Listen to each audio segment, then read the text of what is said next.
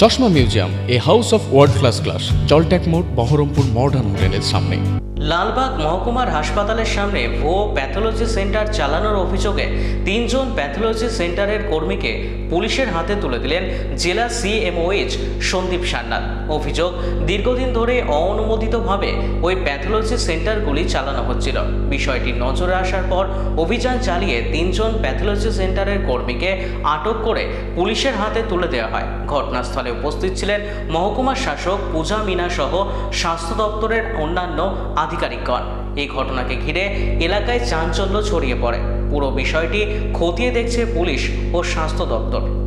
Authorised laboratory দেখেছি এবং একটা পলিক্লিনিক ছিল, তাদেরকে ধরা হয়েছে এবং যা আইনসম্মতভাবে যেটা করা দরকার সেটা আমরা করেছি। কারা গেছে, কে ছিলেন দেখেছেন, আপনারা দেখেছেন যে কারা ছিলেন। সিএমও স্যার ছিলেন, এসডিও সাহেব ছিলেন, এসডিও ম্যাডাম ছিলেন, আমরা ছিলাম, পার্সোনাল আছে। কতজনকে আটক করা হয়েছে?